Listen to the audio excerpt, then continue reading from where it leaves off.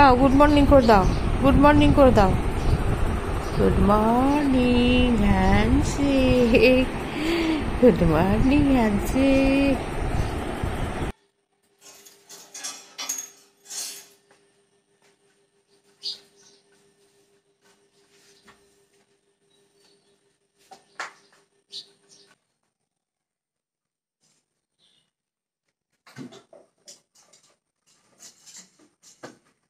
দেখুন আজকে আমি একদম বাসন টাসন ধুয়ে নিয়ে একদম ঘরের সমস্ত কাজ করে নিয়ে আমি দেখুন ঘাসগুলো ছিঁড়তে শুরু করলাম। গোড়ার মানে পুরো উঠোনের ঘাস ছিঁড়িনি, মানে আমার লঙ্কা গাছগুলো বড় হয়ে গেছে তো একদম করি ছোট আঙুলের মতো গাছ নিয়ে এসেছিলাম চারা, তো মানুষ করতে অনেক সময় লাগলো। তো ভেবেছিলাম গাছগুলো হবে না, তো দেখলাম হয়ে গেল। তো অনেক অনেক সময় লাগলো গাছগুলো তৈরি হতে, বড় হতে। তো দেখুন আমার ঘাসগুলো গোড়ায় খুব ঘাস জমে গেছে, তো ওই জন্যে একটু গোড়াগুলো পরিষ্কার করে দিলাম। এবার আমার কী হবে, ওই জায়গাটা ফাঁকা ফাঁকা লাগবে, আর একটু করে কুঁড়ে টুড়ে দিলে আর একদিনকে কুঁড়ে টুড়ে দেবো। আজকে পুরো গাছের গোড়াগুলো পরিষ্কার করে দিলাম একটু করে। খুবই ঘাস হয়ে গেছিলো, বড় বড় ঘাস হয়ে গেছিলো। তো এখনও প্রচুর ঘাস হয়ে আছে, ছিঁড়তে হবে। আর আমার এইসব গাছ, সব যে গাছগুলো আমি দেখাচ্ছি এখন দেখুন, এই গাছগুলো লঙ্কাও ধরেছে। আবার গাছগুলোতে না ছোট ছোট হয়েছিল, তখন ভেবেছিলাম গাছগুলো হবে না, তো একটা বেগুনও ধরেছিল, বেগুনটা তুলে খেয়ে নিয়েছি। হ্যাঁ, একটা বেগুন ধরেছিল মাত্র ছোট্ট মতো, তো বেশ সুন্দর সাদা বেগুন হবে, সাদা বেগুন ধরেছিল। তো একটা লঙ্কাও হয়েছিল, দেখুন লঙ্কাটাও তুলেছি, দেখিয়েছি আপনাদের। দেখুন এবার মনে হচ্ছে লঙ্কা টঙ্কা ধরতে লাগবে। তো আর বাকি কাজগুলো কি আছে দেখি করে নিই।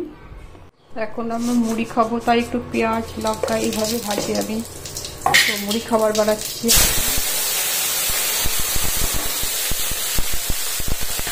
পেঁয়াজ, কাঁচা লঙ্কা আর আদা কুচি।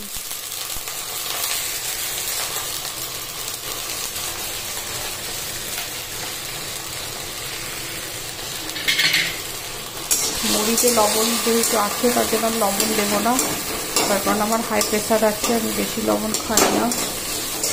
মুড়িতে লবণ আছে, তবে হলুদ আর লঙ্কা দিয়ে আর পেঁয়াজ আর জিরে আদা দিয়ে এটা ভেজে নেবো, তারপর মুড়ি খাবো ছোলা ভিজে দিয়ে।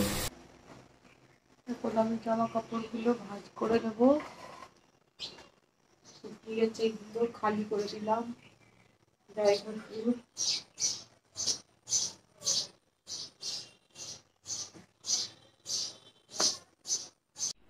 এখন বাজে 8:53, আমি মুড়ি খাবো। আজকে মুড়িতে নিয়েছি পেঁয়াজ লঙ্কা আর জিরে তেল দিয়ে ভেজে নিয়েছি, আর ছোলা ভিজে আর শশা। আজকের ব্রেকফাস্ট ওই। আর কলা তো আমার খাওয়া যাবে না, আজকে কালো হয়ে গেছে। তো বাজার গেছিলাম, সর্ষের তেলটাই আনতে ভুলে গেলাম, আমার সর্ষের তেল শেষ হয়ে গেছে। তো মনে হচ্ছে স্নান করে আবার যেতে হবে। তো এখন তো মুড়ি খেয়ে আমি স্নান করব, তারপর পুজো করব। আজকে হবে ঢ্যাঁড়স ভাজা, ঢ্যাঁড়স কাটবো, পাঁচ তরকারি হবে, পটল, গাজর, এগুলো কিদুরি, কাঁচকলা, আলু, আর এটা কি বলে, এটা লাফানা বরবটি, এসব দিয়ে একটা পাঁচ তরকারি হবে। আর ঢ্যাঁড়স ভাজা হবে, ডাল আছে কালকে রান্না হয়ে যাবে, আমার জন্য মাছের ঝোল আছে, হয়ে যাবে।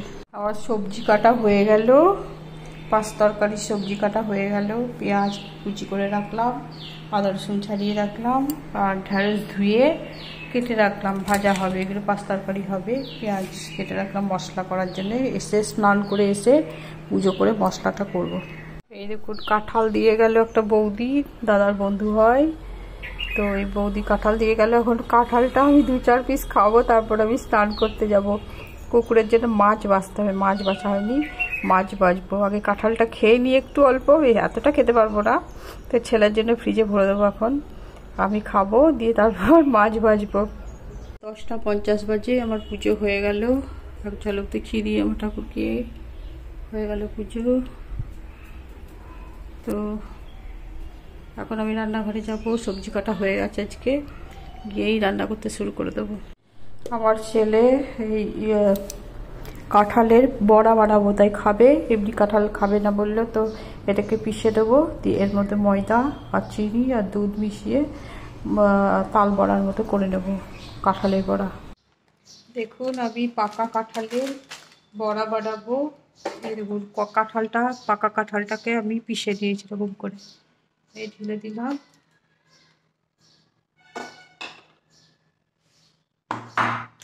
আর সুজি দেবো আমি আন্দাজ মতো, তার মধ্যে এরকম ময়দা নিয়ে নিয়েছি, চিনি অল্প নিয়েছি, শুকনো দুধ, মৌরি আর একটু লবণ। তো সুজিটা আমি ভিজেই দেবো, এই পর্যন্ত দেবো, অল্পই দিলাম এটা। আর এই উপকরণগুলো মিশিয়ে দেবো।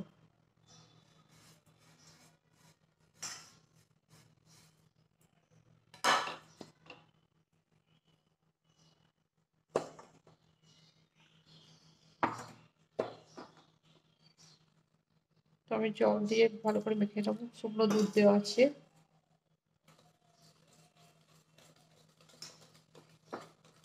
আবার কাঁঠালের বড়া বানাতে শুরু করেছি, আর ভিডিওটা অফ হয়ে গেছিলো। কাঁঠালের একদম রেডি হয়ে গেছে ব্যাটারটা, এই দেখুন ব্যাটারটা রেডি হয়ে গেছে। এই ভাজার সময় একটুখানি 1 চিমটে খাবার সোডা দিলাম। তো দেখা যাক কীরকম হচ্ছে। আমি আসামে থাকতে ডিব্রুগড়ে যখন ছিলাম, যে বাড়িতে ডিব্রুগড়ে ছিলাম, ওই কাকিমার বাড়িতে ভাড়া ছিলাম। তো ওই কাকিমার কাছে শিখেছি। ঢাকা চট্টগ্রামের মেয়ে ছিল ওই কাকিমা, তো ওনার কাছে আমি প্রথম এই কাঁঠালের বড়া করা শিখেছি। তো আজকে একটা বৌদি দিয়ে গেল, দাদার বন্ধু হয়। তো আমার ছেলেকে বললাম যে কি খাবি, এটা খাবি না কলা বড়া বানিয়ে দেবো বলে, কলা বড়া, এই কলা বড়া বলছি তাল বড়ার মতো বানিয়ে দাও কাঁঠালের ইয়ে করে। তাই আমি করছি এরকমভাবে।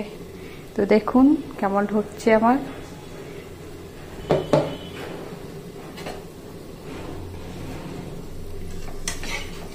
সুন্দর হচ্ছে, ফুলছে ভালো।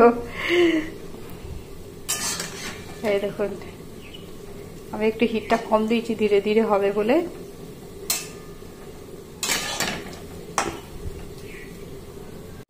দেখুন আমার বড়াগুলো ভাজা হয়ে গেল, এরকম লাল লাল করে ভেজে দিচ্ছি। এবার তুলে নেবো।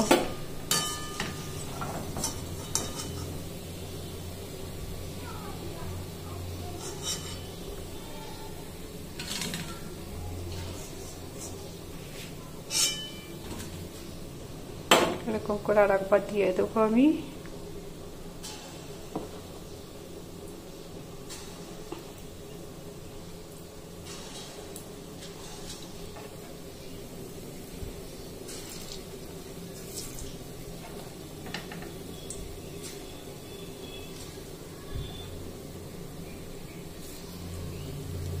মৌরি আর একটু বেশি দেবেন যারা মৌরি খান, কিন্তু আমার ছেলে একটু এইসব কম খায় মৌরি, ফোড়ন দিতে দেয় না তরকারিতে, মুখে পড়বে, তেতো লাগবে বলে। তো মৌরি তো মিষ্টি জিনিস, তো বেশি পড়লে ভালো লাগে, 2-1টা মুখে পড়ে যেন, এরকমভাবেই দিয়েছি আর কি।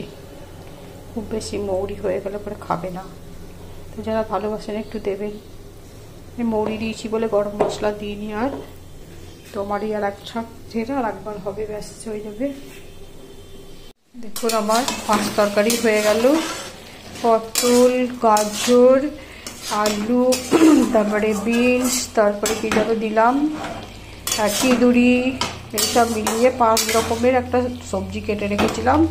মশলা আদা রসুন বাটা, পেঁয়াজ কুচি দেওয়ার পরে আদা রসুন বাটা একটু কষে নিয়ে এগুলো হালকা ভাজা করে নিয়েছিলাম তেলের ওপরে। সব সবজিগুলো, কাঁচকলা দিয়েছি, দিয়ে সব দেওয়ার পরে মশলা দিয়ে কষিয়ে নেওয়ার পরে আবার একটু সর্ষে, 1/2 চামচ সর্ষে, 2 চামচ পোস্ত বেটে এর মধ্যে দিয়ে দিয়েছি, আর মিষ্টি নুন ঠিকঠাক দিয়েছি।